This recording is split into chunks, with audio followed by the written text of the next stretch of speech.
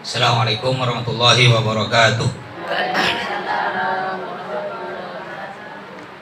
Alhamdulillah rabbil alamin, wassalatu wassalamu ala asyrofil anbiya'i wal mursalin sayyidina Muhammadin wa ala alihi wa sahbihi ajma'in, amma ba'du. Al-Mukarramul Muhtaram yang saya hormati pimpinan Pondok Pesantren Al-Jihad Abi Kiai Haji Abdul Muttalib dan Umi Siti Aisyah, mudah-mudahan oleh Allah beliau berdua diberi umur yang panjang, sehat walafiat. Begitu pula kita semua sekeluarga. Yang saya hormati para ibu-ibu Majelis Ta'lim Al-Jihad rahimakumullah. Baiklah, mulai Jumat ini kalau saya ngajar akan pakai kitab insyaallah Safinatun Najah. Ya, Safinatun Najah. Kitab Safinah. Safinah itu artinya perahu, najah selamat. Kalau orang belajar ini sama dengan pakai perahu agar dia selamat menuju seberang. Ini kita fikih ibu-ibu sekalian ya. Kita fikih cara membersihkan najis, cara sholat, cara wudhu, cara puasa dan lain sebagainya. Baik, bismillahirrahmanirrahim. Kita mulai dengan bab pertama. Bismillahirrahmanirrahim. Alhamdulillahirabbil alamin.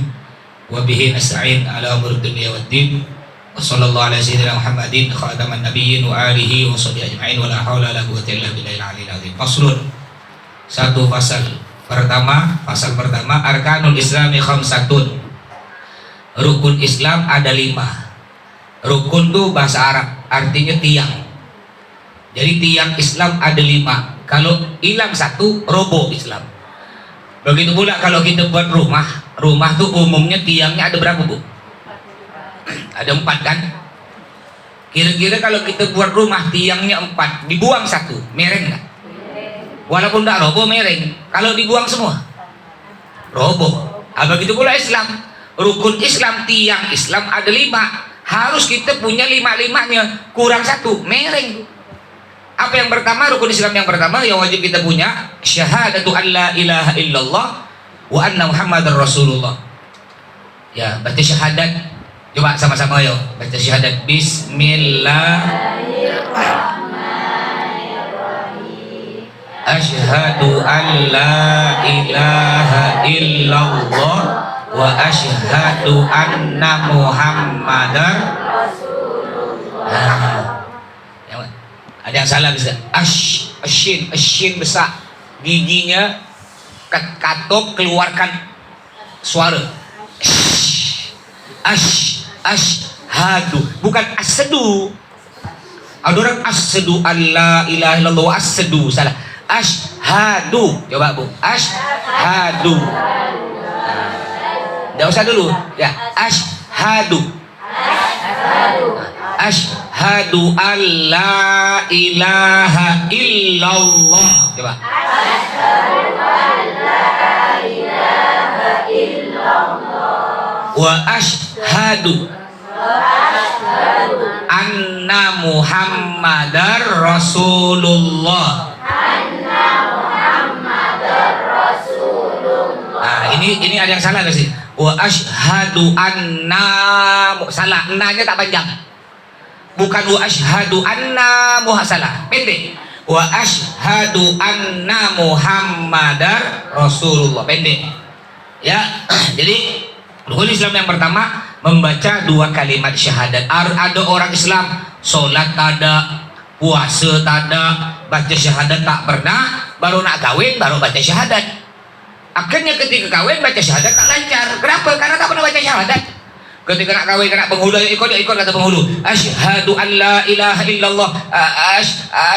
Aspal kata lari ke aspal. Kenapa? Karena tak pernah baca syahadat, tak pernah sholat. Orang Islam sekarang dia ada di otaknya yang dipikir apa? Ya, kerja, duit. Tak peduli Allah, yang penting duit. Akhirnya orang ini mati masuk dalam kubur. Ketika mati masuk dalam kubur, malaikat penjaga kubur Munkar Nakir bertanya, "Marabbuka? Siapa Tuhanmu?" Tak bisa jawab. Apa dia jawab? Duit, kata dia. Dipangkung kena malaikat. Ada lagi biasa orang zaman dulu kalau tak bisa baca syahadat ketika nak kawin tu, membaca syahadat tak lancar diulang-ulang. Katanya ada orang ngerjakan dia tikar dilipat lah, kata dia. Bukan tikar dilipat, kau tu tak pernah sholat. Tikar yang disalahkan. Tikar apa hubungannya tikar dilipat? Saya kawin baik walaupun orang 100 orang ngelipat tikar lancar gak? Jangan salahkan tikar, tikar tak punya salah. Jadi asyhadu an la ilaha illallah, aku bersaksi bahwa tiada Tuhan selain Allah. Kalau betul-betul kita bersaksi bahwa tiada Tuhan selain Allah, buktikan persaksian kita dengan apa? Dengan betul-betul menyembah Allah tanpa menyekutukan Allah, tanpa menduakan Allah, tanpa menyembah yang lain. Ada orang Islam nyembah Allah tapi masih nyembah yang lain. Contoh, ibu nyembah Allah, sholat 5 waktu, tapi masih juga pergi ke dukun. Ya, percaya ke dukun. Boleh pergi dukun, Bu, boleh. Dukun beranak, enggak apa-apa. Atau ibu sakit pergi ke dukun boleh, tapi ibu tidak boleh percaya bahwa dukun yang menyembuhkan. Dukun itu hanya perantara, tidak boleh kita yakin. Ada orang ya karena perutnya besar tidak mau periksa ke dokter, tetangga dituduh. Aku semalam mimpi tetangga aku tuh beri aku minum, kata dia. Tetangga dituduh. Ini dosa besar, al-fitnah. Apa kata Allah dalam Al-Quran? Al-fitnatu asyaddu minal qatli. Artinya fitnah itu nuduh-nuduh orang tanpa bukti, itu dosanya lebih kejam dari bunuh orang. Ya. Halo, tes. Halo, tes. Ya. Jadi dosa fitnah itu lebih kejam, lebih besar dosanya dari bunuh orang. Dosa paling besar nomor 1 itu murtad, syirik, keluar dari Islam. Itu dosa besar nomor 1. Dosa besar nomor 2, bunuh orang. Tapi ada dosa lebih besar dari bunuh orang, yaitu fitnah. Orang tidak pernah ngelakuin di fitnah. Kau yang nyuri celana dalam aku dijemur kan? Aku dia kayaknya kau nih lain, muka kau banyak jerawat tuh. Paling kena kau dicuri celana aku, biar jerawat kau hilang kan? Itu kerja santri dulu dia. Jadi kalau di kalangan santri-santri putra dulu ketika untuk kalau banyak jerawat kau ingin sembuh, kau curi celana dalam santri putri kan? Nanti kau lap-lap hilang sejerawat kau. Ini macam-macam. Ya. Jadi banyak orang Islam begitu, nyembah Allah tapi masih nyembah yang lain. Masih pergi ke dukun boleh kita pergi ke dukun, tapi ingat, enggak kita yakin kepada dukun. Iya, bukan kalau andaikan dia sembuh, bukan dukun yang menyembuhkan, Allah yang menyembuhkan. Dukun itu perantara, dokter itu perantara, Allah Subhanahu wa taala yang menyembuhkan semuanya. Ada orang mengatakan enggak usah pergi. Ada nih aliran namanya Salafi Wahabi. Dia mengatakan minta air ke kiai itu syirik. Ya, minta doa-doa ke kiai syirik. Syirik artinya menyembah selain Allah. Kalau sakit itu tak usah pergi ke kiai, kalau sakit pergi ke dokter. Sama lah. Kalau kita sakit pergi ke dokter, lalu kita sembuh dan kita yakin bahwa yang menyembuhkan penyakit kita dokter, ini juga syirik. Ingat, dokter obat adalah perantara. Kiai doa juga perantara. Yang menyembuhkan adalah Allah Subhanahu wa taala. Berapa banyak orang mungkin ibu pernah berobat ke dokter tidak sembuh-sembuh. Sekali pergi ke anak yatim, ada anak yatim kecil minta air dulu dah kan. Cuy, sembuh pula. Ini bukti kan? Waktu pergi ke dokter terkenal berobat tak sembuh-sembuh. Sekali pergi ke tabib atau dukun lah ya. Kena dukun tersebut dibacakan, Bu, ibu minum air nih, udah saya doakan, alhamdulillah sembuh. Ini semua perantara. Jadi balik lagi, dokter obat perantara, kiai atau dukun air doa-doa adalah perantara, yang menyembuhkan adalah Allah Subhanahu wa taala. Ini ada di aliran namanya Salafi Wahabi, mengatakan tidak boleh syirik. Kalau baca Fatihah, ngirim Fatihah ke orang mati tak sampai. Kenapa? Karena dia udah mati, tak usah, kata dia nih. Kata siapa? Saya udah puluhan tahun ngirim Fatihah ke orang mati sampai. Buktinya kalau emang Fatihah saya tak sampai, pasti ada malaikat datang ke rumah. Nih mas, Fatihah kita nyampe sebalikkan. Tidak ada malaikat datang ke rumah, berarti nyampe. Tak tahu lah nyampe kemana. Pokoknya nyampe. Kayak biasa ibu ya.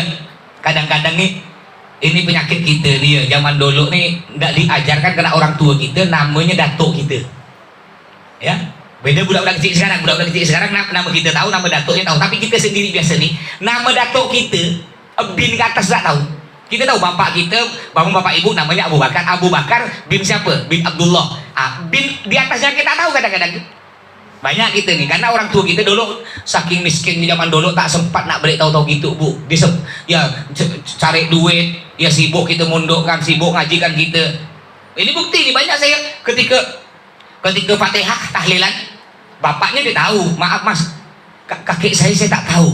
Ada kalau tak tahu bin Fulan, dia bin Fulan, ya bin Abdullah ala bin hamba Allah. Enggak apa-apa nyampe ibu mama tak tahu, ibu nak ngadakan selamatan kata orang dulu berbe, ya kata orang Melayu biasa berwah atau barwah, ya tak tahu namanya, nyampe. Yang penting hati kita Allah Maha tahu. Pokok tahlil aku nih acara selamatan untuk datuk aku belah mama, nyampe Allah tahu. Al-Fatihah untuk datuk belah mama, Al-Fatihah untuk datuk belah bapak, Al-Fatihah untuk bapaknya datuk, Al-Fatihah, nyampe. Walaupun tak tahu nama, jangan takut dia. Kadang-kadang kalau orang tak paham, kalau tak nyampe, tak tahu nama, tidak mungkin nyampe. Ya, malaikat nulis tak mungkin salah alamat. Ya, cuma ya kita ajarkan anak kita yang sekarang ini untuk mengetahui datuknya. Ya nak, bapak kau kan tahu namanya Bakar. Datuk kau tuh nak namanya Parto namanya Ajinomoto umpamanya. Beritahu. Ya kayak saya nih kan, kakek saya ke atas pakai bu. Ya sebenarnya kalau dihitung saya dari Abi dari Umi ini kan sepupu. Bapaknya Abi dengan bapaknya Umi dua beradik. Jadi Abi Umi sepupu. Ada orang nanya saya, sah tak menikah dengan sepupu? Sah, hukumnya sah. Cuma kata Nabi Muhammad, la tunkihul qarabatal qaribah fa innal walad yuladu dhamiyan. Al hadits kama kata Nabi, enggak usah kawin dengan sepupu, kata Nabi. Bukan haram, enggak usah kawin dengan sepupu. Ngapa kalau kau kawin dengan sepupu hukumnya halal sah, cuma anaknya kurus-kurus, kata Nabi. Dan itu betul. Abi Umi sepupu anaknya kurus-kurus, tapi kata ulama walaupun kurus-kurus cerdas. Cerdas bu ya. Kalau zaman dulu biasa kawin dengan sepupu mau, karena zaman dulu sepupu dengan sepupu ndak akrab. Zaman dulu kan ketemu udah besar, satunya mondok, akhirnya ketika ketemu dia mau kawin. Kalau sekarang sepupu kayak dua beradik, padahal sebenarnya bukan mahram, ya jonceng berdua belok ketika foto belok, ini abang sepupu aku, mana boleh, haram, ndak boleh. Ya silakan bersepupu kita berkawan, ajarkan nak itu sepupu kawan boleh, cuma ingat tak boleh lebih batas. Ya salaman dengan dia bukan mahram tak boleh, apalagi berpeluk itu bukan mahram kau nak, kau kawin dengan dia pun boleh, diajarkan. Ya, jadi abahnya Umi abahnya Abi itu dua beradik. Jadi saya punya kakek pertama dari Demak merantau ke Pamekasan, namanya kakek Aryo. Kakek Aryo ini kakek Sastro Sujono Aryo. Kakek Aryo ini merantau ke Pamekasan, menikah dengan orang Madura Makassar, punya anak Sastro punya anak Sujono. Sujono merantau ke Tambelangan, punya anak Sukardi punya anak abahnya Abi dan abahnya Umi. Jadi sebenarnya kakek saya kata pakai jauh. Ya nama saya Athaillah bin Abdul Muthalib bin Sukardi bin Sujono bin Sastro bin Aryo. Kalau dipanjangkan lagi ada Aki bin Aryo bin Cokro Aminoto mancok sekilo kok nongko di atas meja. Kenceng ceng belet ceng. Jadi ada orang banyak nanya saya, Ustaz, mungkin Ustaz masih ada darah lari ke Wali Songo, ke Habib. Oh enggak, karena sekarang udah musim-musim nih, udah musim di Pontianak nih Bu. Baru saat ini ada orang ngaku Habib, mereka buat kelompok namanya kelompok Nakobah Ansak Aulia Tis'ah. Ya, artinya keturunan Wali Songo. Jadi mereka mengatakan keturunan bujuk ini, bujuk apa, Naknung, betul letak Karcentaran, gunung apa gitu ya. Bujuk Gentang, bujuk Rantang, bujuk Sanggan, bujuk Wali, pokoknya bujuk tuh. Ya, jadi katanya bujuk dia nih, datuk dia nyampe ke Wali Songo, nyampe ke Sunan Ampel nasabnya nyampe ke Nabi Muhammad. Jadi dia bilang dia ini masih nyampe ke Nabi Muhammad. Saya ketawa, ini kawan saya sendiri. Ketemu dengan saya, alhamdulillah Ustaz, nasab saya udah ketahuan. Oh, nyampe mana? Nyampe Sunan Ampel. Terus Sunan Ampel nyampe ke Nabi Muhammad. Berarti ente Habib. Ya alhamdulillah udah ketahuan. Tapi saya kemarin ketemu dengan adik ente, kamu pula adik ente tak ngaku? Jangan-jangan ente bukan adik kandung, enggak kandung Ustaz, tapi degil kan? Ente ngaku Habib, adik ente tak ada. Dan bapak ente pun aku kenal bapak kau nih, bapak kau tak pernah ngaku Habib. Tiba-tiba pula kau muncul ngaku Habib. Nah, kebanyakan mereka yang berani-berani ngaku Habib sekarang nih Bu, takut kalah saing dengan Habib asli, takut kalah undangan, kalah tamu, kalah pamor, kalah amplop, ada lagi niatnya nak kawin dengan Ipah. Mentang-mentang jenggot panjang ngaku Habib, kambing jenggot dipanjang tak ngaku Habib. Ya. Maksud dia tuh biar orang kalau dia nggak ketahuan Habib, biar orang tambah muliakan dia. Kira-kira ibu kenal nih Ustadz umpama, dia orang tuanya tak pernah ngaku Habib, dek beradiknya tak pernah ngaku Habib, tiba-tiba dia muncul ngaku Habib, percaya tak Bu? Tambah dihormat apa tak ada? Tambah diolok-olok, Habib tak hidung kau Habib. Ya. Kayak i kecil tuh, i kecil. Kalau anaknya Habib asli disebut i, betul bukan? Yang kecil tuh. Kalau anaknya Habib asli disebut i. Kalau ngaku-ngaku Habib anaknya bukan disebut i, disebut bui. Ya. Macam-macam. Jadi asyhadu an la ilaha illallah, aku bersaksi bahwa tiada Tuhan selain Allah. Wa asyhadu anna Muhammadar Rasulullah. Dan aku bersaksi bahwa Nabi Muhammad adalah utusan Allah.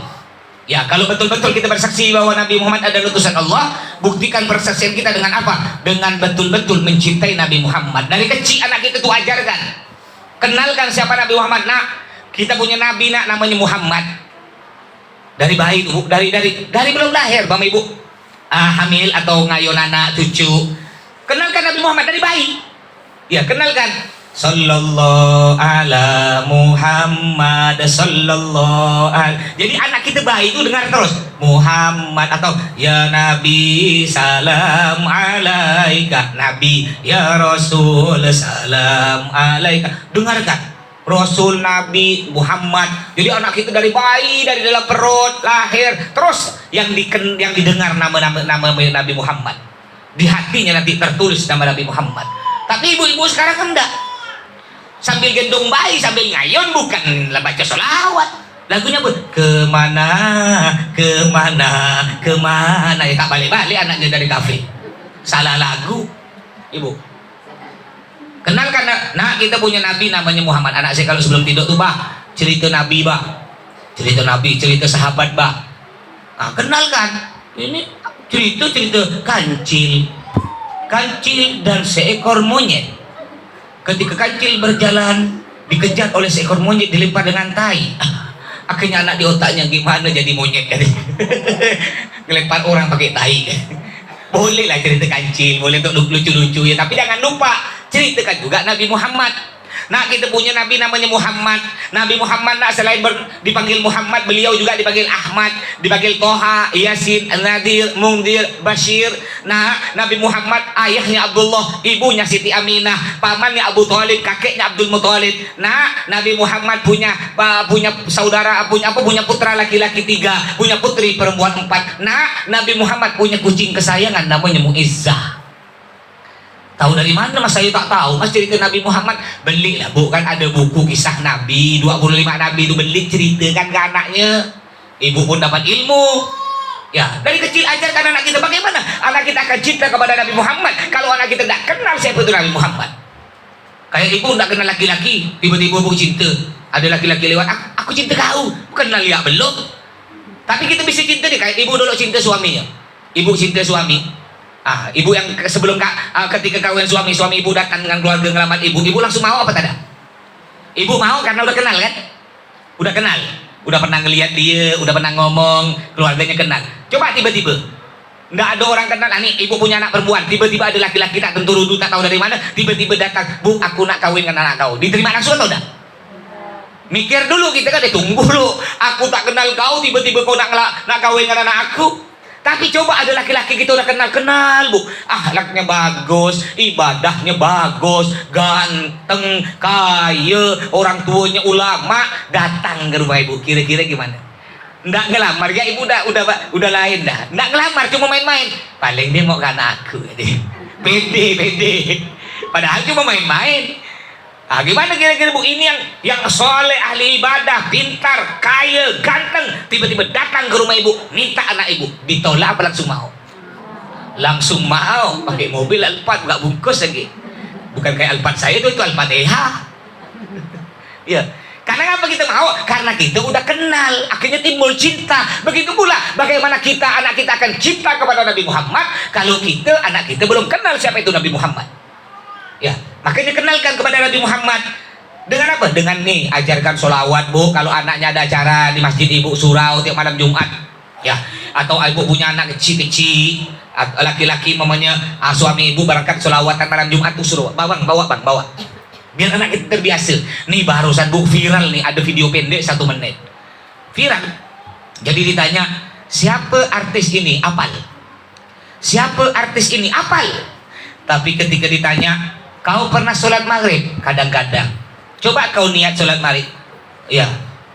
Usolli maghribi, apa ya? Sangsut tak tahu. Coba sholat dulu. Usolli duri, kata ada tak sangsut tak tahu. Tanya Nabi Muhammad tak tahu, tak kenal. Kenapa? Jangan salahkan anaknya dulu. Jangan. Anak ini kan punya orang tua.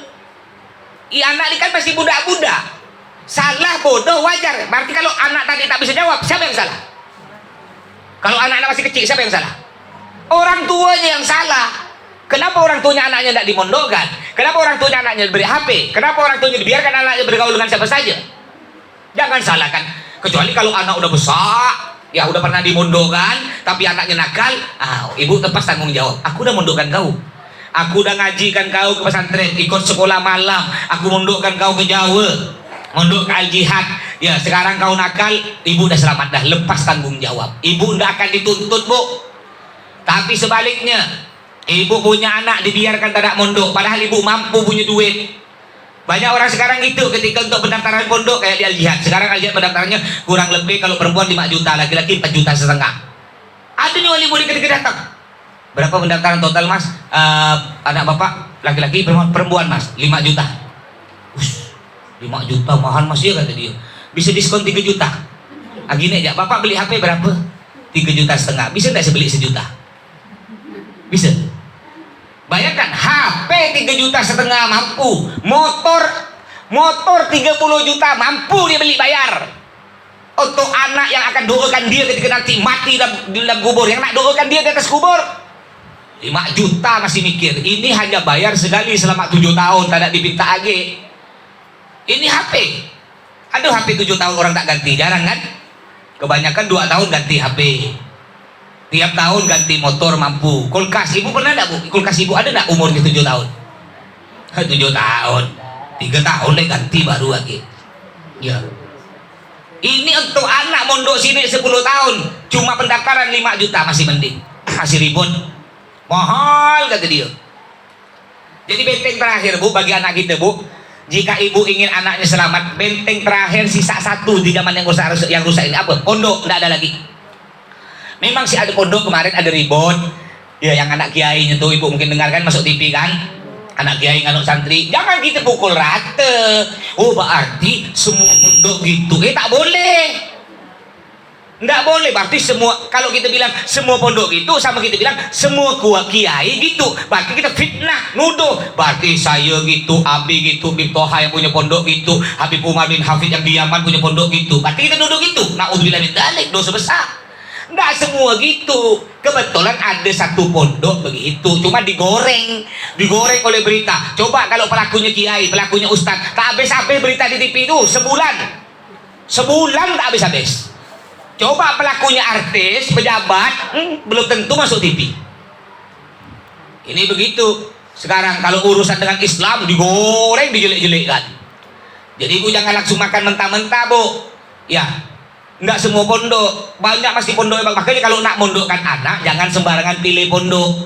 Sekarang ini banyak pondok-pondok baru, ya belum jelas kiainya, langsung jangan yang cantik kalau ingin aman, ya enggak pasti aman ya. Semua Allah, kita tinggal berdoa pada Allah, mudah-mudahan Allah melindungi anak kita yang di pondok.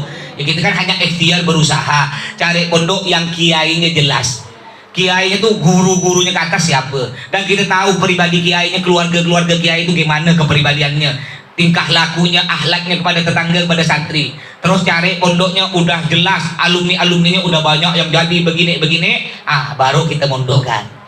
Ya, bukan sih melarang pondok baru, enggak. Silahkan kalau pondok baru kita tahu kiainya siapa, silahkan, enggak apa-apa. Ya, kalau ibu kurang yakin, tapi bismillah. Kalau udah musibah, Bu, Jangankan di pondok, sebenarnya lebih parah lagi di sekolah umum tuh. Sekolah umum zaman saya dulu, saya ini alumni Sanawiyah 1 Sungai Bangkong, Sanawiyah 1. Satu kelas dengan Fatimah nasi goreng. Satu kelas, bukan cewek, bukan. Kawan sekelas. Ya, satu kelas dengan Fatimah nasi goreng itu. Ini dulu itu tahun 92 saya sekolah Sanawiyah 1. Ini Sanawiyah Bu ya, Sanawiyah pakai kerudung. Ini zaman saya dulu. Biasa tuh laki-laki nanti pergi ke toko tuh, toko sekolah, koperasi itu, pegang pantat, mohon maaf, pegang pantat perempuan. Yang perempuan nih, bukan marah nih, gini. Ini depan saya nih. Ini ya, dipegang pantat. Ini dulu ya, tahun 92 udah berani pegang pantat. Jalan. Nanti kadang-kadang yang perempuan ini kan beli apa tuh? Beli makanan. Kan ngantri tuh. Yang perempuan depan, laki-laki belakang pura-pura dorong. Jangan dorong-dorong. Padahal udah kena dah dia tuh. Kata dia gini. Bukan marah yang perempuan. Kau nih, kata dia. Ini tahun 92. Belum ada HP, anak-anak tak terlalu rosak. Bagaimana dengan sekarang? Kemarin di berita di koran Pontianak, terbanyak perempuan, bahkan orang tuanya tak tahu, paling banyak perempuan tak ada perawan, juara 1 di Pontianak Barat. Dan di Pontianak Barat terbanyak daerah jeruju, sampai orang tuanya tak tahu bahwa anaknya tak ada perawan dah. Mudah-mudahan anak kita semua selamat. Ya, ndak perawan Bu. Sekali diusut-usut kan banyak ketangkap tuh, viral. Ya, ada sekitar 200 pekerja seksual pelacur dari anak SMP dan SMA. Orang tuanya tak tahu. Makanya ibu kalau punya anak perempuan, ya tak punya kerja, tiba-tiba dia beli HP baru, jangan ibu langsung senang. Kau pintar nak, dapat mana kau HP itu? Jangan, hati-hati loh. Ya hati-hati, jangan-jangan udah tak perawan dah. Masa budak SMP kelas 1, kelas 2 tak punya kerja, HP 10 juta dapat dari mana? Ibu tak pernah beri duit, bapak tak pernah beri duit. Dia bisa beli tas harga 5 juta, dia bisa beli baju satu setel harga 5 juta.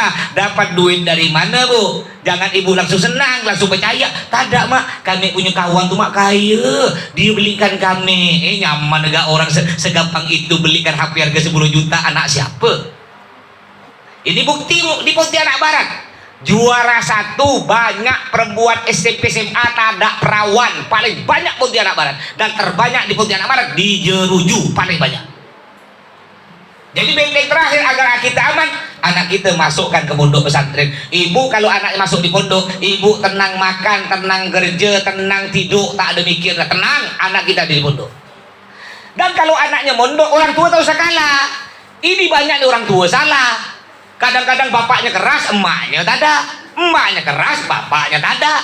Tak ketemu. Ya, bapaknya semangat, anak tak betah. Bapaknya semangat, pokoknya tak usah berhentikan. Kata emaknya, kasihan bang, ya dia udah mondok 2 tahun dah bang, tak betah bang, tak apa lah bang, yang penting tahu tuh bejeng bang, katanya. Akhirnya berhentilah suami kalah. Ada juga nih masalah HP. Ibu ketat keras, anak pokok tak boleh pegang HP. Aku nih udah sering ikut pengajian dah, dengar dari Abi dengan Mas Toto, tak ada manfaatnya, bahaya, tak boleh. Suami ibu pula yang baik. Udahlah, HP tak ada bahaya, cuma HP mah kecil benda gini tak ada. Mereka nak kau kejam ke anak kau. Udahlah anak satu-satunya dah kalah dah ibu. Kadang-kadang ibu dengan suami ibu keras, datuknya malah yang buat rosak. Kita malah diomel. Kau nih, ini cucu aku satu-satunya. Udah belikan HP. Datuknya yang belikan. Aduh rosak. Nah, makanya harus dua-duanya itu saling mendukung. Ibu kalau ingin aman anak ibu yang tidak mondok, penyakit terbesar di zaman sekarang ini setan nih Bu. Ini setan nih, ini perusak. Nggak boleh Bu, larang. Anak saya alhamdulillah, anak saya 4 nih Bu kan, perempuan semua Bu. Ini yang nomor 1 mondok di sini Bu, mondok nih Bu. Udah setahun lebih. Tak balik, walaupun tak balik Allah Bu, banyak surat cinta. Suratnya santri ngantar ke rumah, baba, boba 2 butik, bakso 2 butik. Ya tak apa-apa Bu, tapi Masya Allah ya, memang betul kata orang-orang tua yang udah anaknya mondok, karena saya baru pengalaman mondok ya. Jadi dulu ketika anak saya belum mondok, saya nak keluar untuk dia nggak langsung Bu. Bukan saya masin dah, ngedidik dia biar tidak boros. Ya, bah, ada mamang bakso lewat, bah beli bakso, boleh, bakso mamang tu, 10.000, dah. Dah selesai bakso, lewat lagi sepupunya bakso, siomay. Di belakang nyusul, bah, dah besok malam siomay, sekarang dah bakso, udah. Gantian, mana beli semua. Nah, tapi ketika udah mondok lain, Bu, lain cerita. Ketika udah mondok, mau apa ya kita belikan. Mau apa? Jadi memang kita pikir lebih bagus kayak saya dulu kalau Abi ketika saya mondok, kalau ngirim zaman dulu belum ada HP, masih pakai surat. Ya, ketika saya udah berhenti baru Abi cerita. Kalau untuk sang anak yang minta kitab, minta paketkan teri apa, walaupun tak mau duit Abi ngutang. Jangan sampai endah untuk anak mondok. Jangan sampai endah selama itu bermanfaat, Bu, bermanfaat. Kecuali anak ibu di pondok, mak belikan kami HP, mak tak manfaat tak boleh. Tapi kalau mak belikan kami kue taro 2 buti, buatkan sambal terima, itu kan bermanfaat untuk dia. Tak apa-apa. Lebih kita ngutang tak apa-apa. Yang penting anak kita di pondok puas. Jadi benteng terakhir bagi anak kita pondok. Ini Bu perusahaan ini Bu nih HP. Anak saya alhamdulillah ada. Semua tak boleh, jangan macam-macam. Saya keras, istri saya lebih keras lagi. Saya paling kalau kadang-kadang nih anak muda kecil kan yang nomor 3 tuh, yang masih TK, nomor 3 kadang-kadang saya tidur, kalau tidur kan HP simpan samping saya setel alarm biar bunyi jam berapa gitu ya. Kadang-kadang terbangun hilang HP, rupanya nomor 3 nih Bu, yang bertapuk di belakang pintu main HP. Nah, saya paling marah kan, awas kalau main lagi, papukol nanti gitu saya balik. Nah, kalau mamanya tak ada langsung Allah langsung, wah saya suka, mantap, suka saya. Ada yang lebih keras dari saya. Nah, yang penting jangan sampai dibalik. Jadi Bu, yang punya anak AP, anak umur SMA pun udah tak usah, tak ada gunanya Bu, tak ada gunanya. Gunanya sedikit, bahayanya banyak. Ambek mau nangis urusan kau lah nangis. Ya sita langsung. Ya bilang kejam lah. Yang penting anakku tak rusak. Kadang-kadang ada keluarga yang curi, oh kau ini kejam, tak sayang ke anak, tetangga pun ribut, anakku minta HP tak diberikan. Biar, yang penting anakku tak rusak. Mau kau ngomong apa urusan kau lah, ini anakku bukan anak kau. Itu prinsip saya, tidak apa-apa. Ya, HP tak perlu belajar Bu. Ini anak saya pertama yang mondok sini nanya, bah kami nih bila dibelikan HP? Nanya dia, nanti kalau udah kawin. Hah? Lama juga iya. Nanti ketika udah kawin, suaminya bilang saya terima nikahnya, udah baba belikan HP, baru baba beri HP. Balang lama juga Pak, bukan gini Pak. Kami nanti mondok Al-Ihad pindah Dalwa kan. Habis dari Dalwa kami berhenti belikan HP, enggak. Itu beli pasal malah bisa tambah rosak. Udah mondok bagus-bagus Bu ya, balik ke rumah. Yang asalnya bagus tak dengar berita ini itu dibelikan HP, mulai kena laki-laki ada rusak dah. Ndak, kata saya, kawin langsung dibelikan HP, hadiahnya HP. Ndak apa-apa dibilang kejam, ndak apa-apa, ndak perlu belajar. Tapi kata anak saya nanya, nanti kita tak tahu bang main HP apa bodoh kata dia. Tak ada, itu tukang becak HP-nya 3 pandai gak dia. 3 buti HP-nya. Ya, tak ada gak di sekolah pandai gak? Monyet ya pandai main HP, monyet pandai, apa kita manusia tak pandai? Baik, sebelum saya lanjut mungkin ada pertanyaan, silahkan. Ini ibu nanya, Bu siapa lupa namanya? Bu siapa? Bu Hairul. Ya, Bu Hayati ya. Nah, insya Allah mau umroh dengan saya 12 September. Ayo Bu kalau mau ikut, saya insya Allah berangkat nih 20 Agustus, 16 hari 33 juta, itu arba'in. Arba'in itu sholat 40 kali di Madinah. Agak mahal yang 20 Agustus Ibu ya, 33 juta karena 16 hari. Nanti 20 Agustus saya berangkat 16 hari, istirahat di Pontianak 5 hari, berangkat lagi. 12 Septembernya berangkat lagi. Insya Allah kalau jadi Abi, Umi, adik-beradik saya, ada beberapa wali santri juga Bu Hairul ini ikut. Ya, ada alumni ikut. Itu 12 hari 28 juta yang 12 September. Termasuk Habib Toha insya Allah ikut, Habib Toha Jufri. Ramai kurang lebih 200. Yang udah daftar ini baru 180. Nah, mungkin ada yang mau ikut 12 September. Ayo mumpul-mumpulkan, mumpung nih umroh dengan Abi dengan Umi. Ya. Bukan apa, belum tentu kita bisa umroh dengan Abi Umi ya, kalau punya duit. Ya. Kalau tak punya ya mau diapakan lagi? Ya jualah motor. Mbak punya motor NMAX itu kan masih laku 30, 28 daftarkan umroh, sisanya 2 juta belilah motor kayak punya saya tuh, godeng tuh motor keren, tak apa-apa lah, yang penting umroh ke Mekah, motor bisa dicari age Bu ya. Jadi beliau bertanya, Bu Hairul bertanya, Mas, boleh tidak saya sakit pergi ke dukun gitu ya?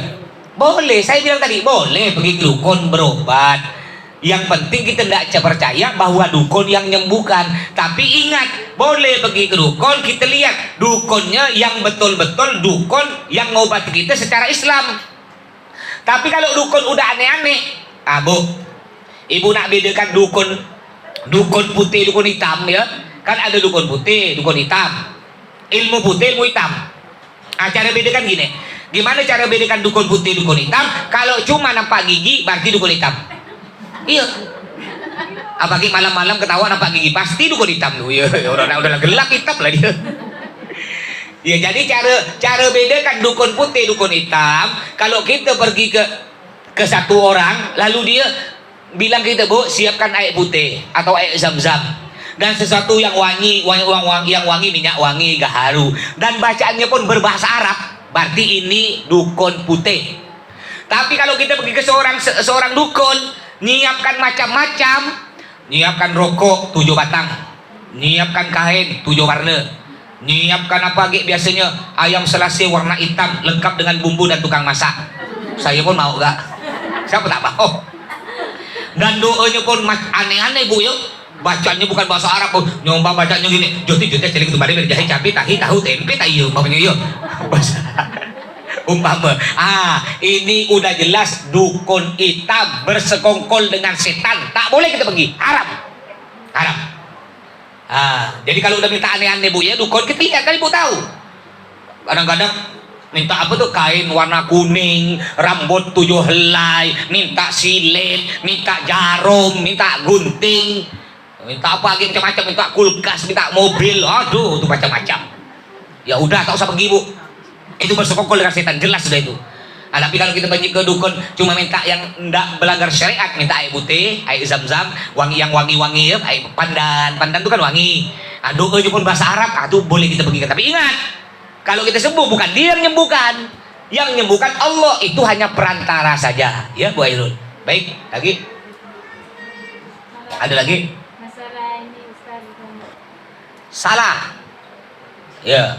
Jadi orang yang suaminya meninggal, iddahnya di dalam Al-Quran langsung nih Bu, arba'ata ashhuri wa asyra, 4 bulan 10 hari, bukan ketika datang haid. Salah ya, kecuali orang yang bukan suami meninggal, cerai biasa, cerai itu kapan baru boleh balik kan suami? Kapan iddahnya habis? 3 kali suci. Haid suci hitung 1, haid suci hitung 2, haid suci hitung 3, dah selesai iddahnya, boleh dia kawin lagi dengan laki-laki lain. Tapi kalau ibu yang suaminya meninggal, itu iddahnya, maksudnya boleh nikah dengan laki-laki lain atau boleh keluar rumah bebas, itu arba'ata ashhuri wa asyra, kata Allah dalam Al-Quran, 4 bulan 10 hari. Itu tidak boleh keluar rumah. Boleh keluar rumah kalau sesuatu darurat, contoh tidak ada yang nak dimakan lagi di rumah, tak ada yang nak masak, tak ada belanja, itu boleh. Tapi tak boleh berhias. Termasuk juga boleh ibu hadir pengajian, karena cari ilmu hukumnya wajib, boleh hadir. Tapi ingat, tak boleh berhias, tak boleh wangi-wangi. Ya sekarang udah selesai masa iddahnya. Mau kawin lagi enggak? Oh enggak, cinta sehidup semati dia. Oh iya, karena gini Bu, ada dalam kitab sebutkan kalau seorang ibu yang suaminya meninggal lalu dia nikah lagi, andaikan sama-sama masuk surga, dia tak akan ketemu dengan suami yang pertama, dia akan dapat suami yang kedua kalau sama-sama masuk surga ya, kalau sama-sama masuk surga. Tapi kalau ibu bertahan tapi meninggal, akan ketemu dengan suami yang lama. Itu. Tapi ada juga ulama mengatakan, ada ulama mengatakan ini, akan ketemu suami yang paling soleh di antara dia. Itu yang nanti kawan diri surga, yang paling soleh. Oh, suami pertama enggak soleh, suami yang kedua lebih soleh umpamanya, karena namanya Mat Soleh. Akan ngumpul dengan dia. Ya, saya balikkan pada ibu, mau nikah lagi silahkan, enggak maupun enggak apa-apa ya. Baik, ada lagi? Kalau 7 hari suaminya meninggal 7. Gimana kalau suaminya meninggal 7 hari lalu dia pergi pengajian? Kayak kata saya tadi, kan menuntut ilmu hukumnya wajib. Enggak apa-apa, hukumnya wajib menuntut ilmu. Tapi ingat, tak boleh berdandan, tak boleh bercantik-cantik, ya. Harus kita menutup diri, kalau bisa tutup muka lah. Ya walaupun tak pakai cadar, pakai masker, ya. Ngapa kita tidak boleh berdandan ketika suami kita meninggal belum selesai iddah, tak boleh berdandan? Kalau kita berdandan seakan-akan kita suka suami kita meninggal. Orang kan lihat, baru suami meninggal seminggu dia udah berdandan manggetik Bu Haji nih. Mama suka di suami mati. Makanya tidak boleh berdandan dulu. Keluar boleh, keluar darurat. Contoh darurat, tidak ada lagi nak belanja di rumah, anak kita belum makan, boleh keluar. Atau jualan untuk cari duit karena suami udah tak ada, kekayaannya udah tak ada lagi, udah banyak utang malah. Ya udah kita keluar boleh, tapi hanya sekedar saja. Atau tadi nuntut ilmu boleh, tapi kalau sesuatu yang tidak nuntut ilmu, contoh yang tidak wajib, yang tidak boleh, tidak ada pelajaran agama, tidak ada pengajian, tidak boleh nih ikut ibu biasa baca apa namanya majelis solawat, tak boleh tuh Bu, tak boleh, haram. Solawat hukumnya apa Bu? Sunnah, tidak boleh, haram. Kecuali dalam solawat tersebut ada pengajian, ada ceramah. Tapi kalau di sini kalian boleh. Dia lihat kan bukan cuma baca selawat, tapi kan intinya kan pengajar ibu dapat ilmu. Sedangkan menuntut ilmu hukumnya wajib. Boleh kita keluar, tapi sekedarnya. Setelah dari sini tak boleh kita singgah rumah kawan. Cepat balik ke rumah. Sampai kapan? Sampai 4 bulan 10 hari. Ya, baik, ada lagi? Ini nih Bu ya. Bu Ju nanya, kita ikut, ada kawan ngajak ke dukun. Kita ikutlah. Ketika nyampe ke dukun, lupa kita ngelihat dari perutnya keluar jarum, keluar pisau. Kita tak jadi, kita balik tak jadi berobat Bu ya, balik. Gimana? Karena bersekongkol. Bu, kalau emang kita nih pikirlah pakai otak kita cerdas Bu ya. Kita nih banyak gampang dibutak-butakan. Pikir-pikir dari perut keluar pisau. Untung tak keluar motor Vario. Kalau emang pengobatan itu betul Bu, tak laku dokter Bu, tak laku Bu, tutup dokter tuh Bu. Andai kan emang betul tuh Bu, tetap kena pemerintah tetap bodoh Bu. Kalau emang betul tuh kena pemerintah, tetap diambil kena pemerintah, diberi tempat betul-betul. Karena ini perobatan yang bagus nih, karena banyak orang sakit kanker sembuh. Ya, pakai jampi dia umpamanya, tetap diambil kena pemerintah. Ya, cuma kita ini banyak sekarang dibutak-butakan. Sulap Bu, sulap. Ibu mau saya sulap? Mau? Oke, yuk. Ini contoh. Siapa surga di rumah kita? Mak kita tuh surga kita. Cuma kita banyak cari surga jauh-jauh. Cari surga, pergi ke masjid sana, pergi ke kiai sana, tapi kita lupa untuk menjaga surga yang ada di rumah. Enggak kita perhatikan surga kita, yaitu orang tua kita.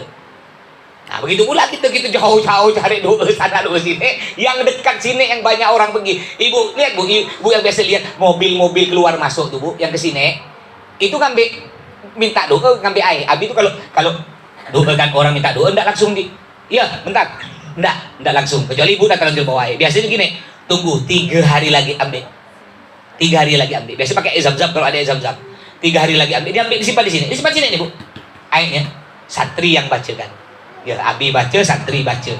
Nanti ketika dia udah berhasil, alhamdulillah oleh Allah dikabulkan hajat, dia alhamdulillah abi, doanya abi bilang bukan cuma doa saya, bisa jadi santri saya yang yatim itu yang diterima, bisa jadi santri saya yang IPA itu yang diterima. Ini saking tawaduknya, merendahkan diri guru kita. Bu ya, bukan sih melarang. Kalau saya tak usah pergi ke rumah saya, kecuali kita bawa upload tak apa-apa. Kalau cuma makasih Mas, tak usah, motorkan rumah aja. Ada lagi, satu lagi terakhir.